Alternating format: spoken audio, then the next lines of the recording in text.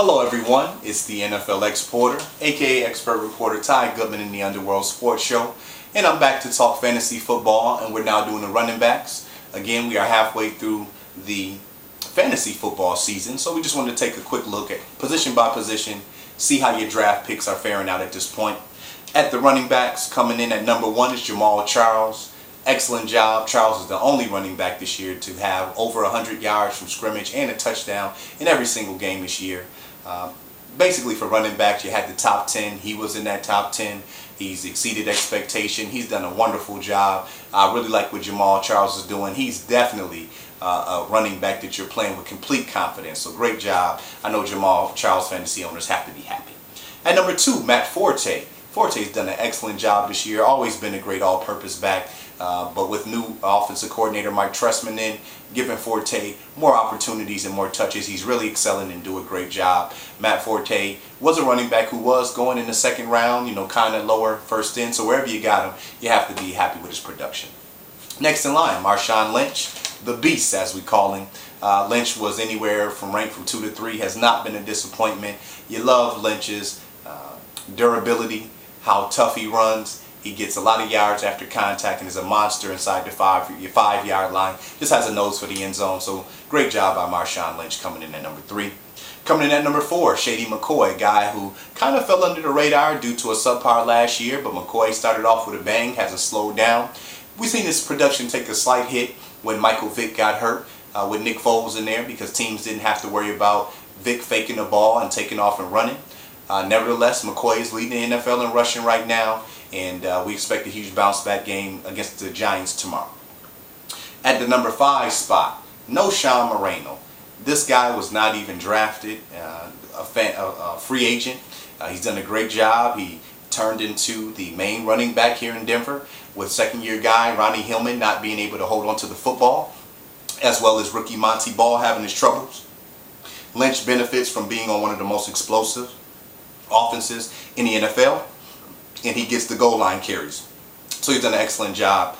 Anybody who's been able to pick up no Sean Moreno pretty much free of charge, he has to be a pleasant surprise, and it's definitely a surprise in fantasy football coming in at number 5. Rounding out the top 10, we have Adrian Peterson, Frank Gore, Reggie Bush, Fred Jackson, Arian Foster. Adrian Peterson started off the season with a bang. He's going through some personal issues right now, so the last couple games have been subpar, but AP is all day. And by the end of the year, I do expect to see him in the top 5. But we do have to watch. Sometimes when personal, especially family issues close to home, come into play, these guys are human. The Vikings are struggling big time. Peterson always has 8 or 9 men in the box, and so we'll see how it plays out. But you still have to feel confident about Adrian Peterson, as long as mentally and emotionally he's still into this thing. Frank Gore, no surprise, again after that at number 7.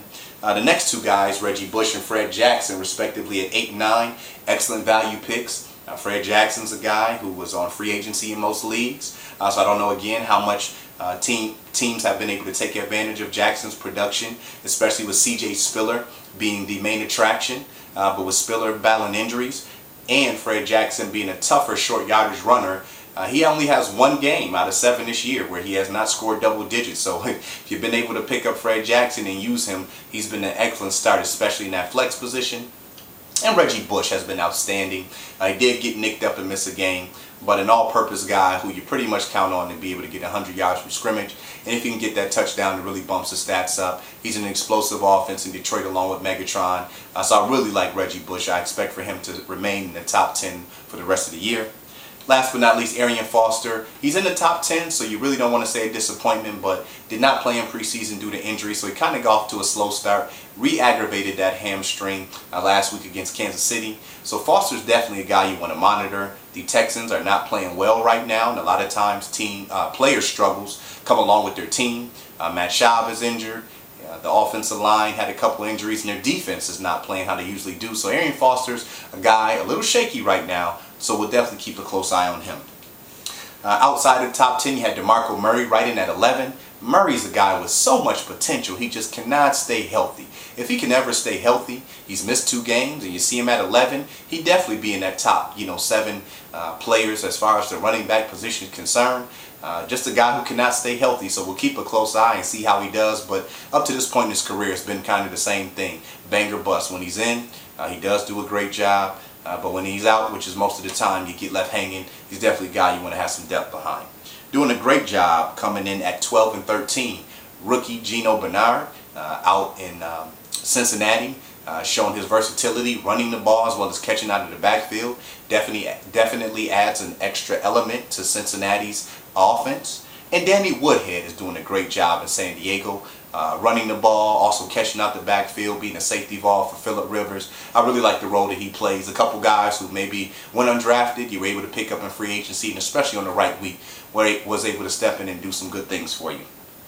Now I'm looking at a couple guys down the list who just aren't producing at the level we expected this year. Alfred Morris for the Redskins. He's down to number 14. That's not a bad position.